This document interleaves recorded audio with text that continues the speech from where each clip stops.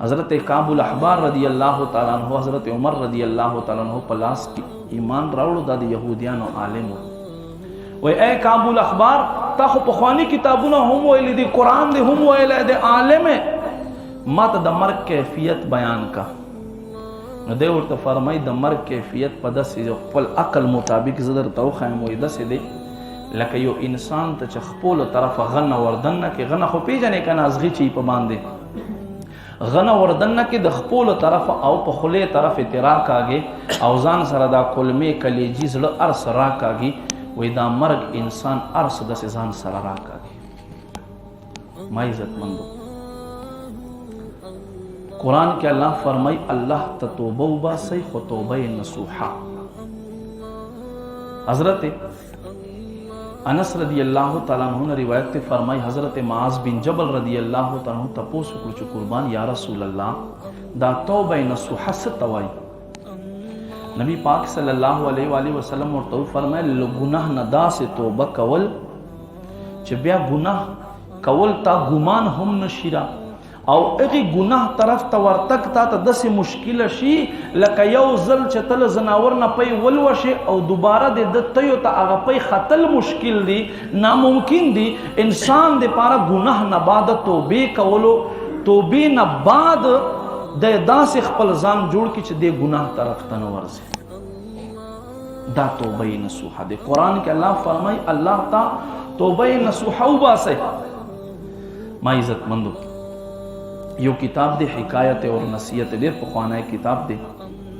هغه کې د یو بغداد بادشاه واقعیا لیکل شوی دا بغداد کې یو بادشاه ډیر نیک پارساو انسان چې سو عمر زیاتیږي دوره د هرس سیوا کیږي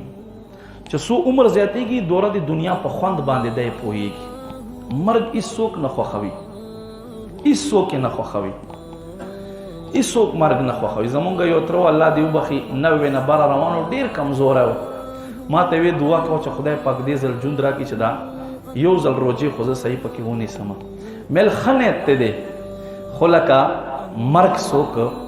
نه خوښوي بهرحال ما عزتمندو دا بادشاه د باندې تقدیر غالب شو چونکه بادشاه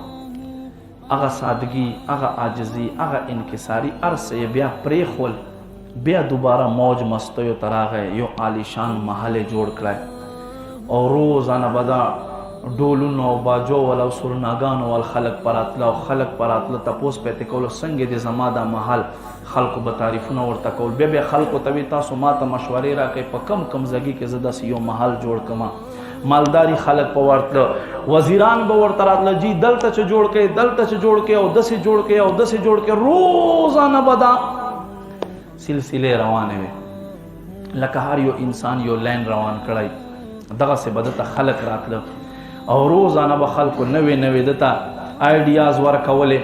مشورې به ورکولې چې بادشاه سلامت داسې جوړ کړي د به خلکو ته وی چې تاسو داسې محلات جوړوئ د یو انسان چې نیک او نیکی نه بعد د ګناه طرف ته ووړي نو بیا دی په ګناه باندې داسې دلیر شي چې دته ګناه په ګناه نه ښکارېږي ډیر زیات دلیر شي الله دې مونږه بچ کړي نو ما عزتمندو دې بادشاه بالکل فکر نو په دې کې یو شپه دوی محفل شباب او سرور دوی وکړلو انتهایی موج مستیانه وکړلې شرابونه وسکلی شو د بصره دا بادشاہ په موج کې دی اچانک یو هیبتناک आवाज آسمان نه پیو شو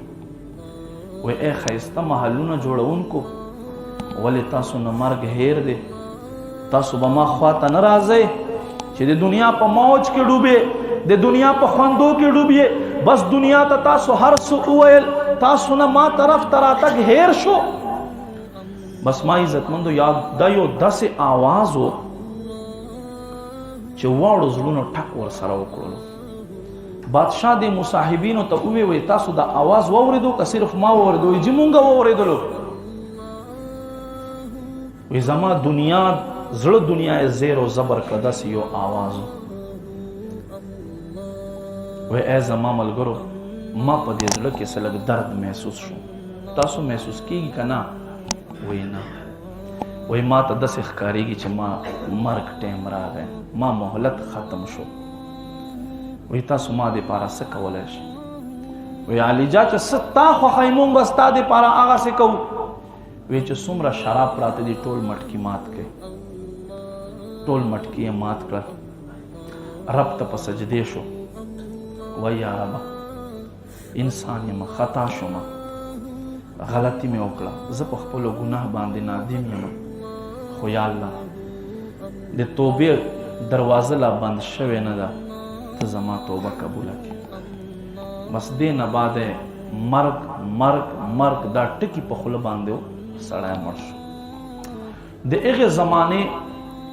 علماو فتوا ورکړه چې د دغه بادشاه توبه الله تبارک وتعالی په خپل دربار باندې قبوله کړه.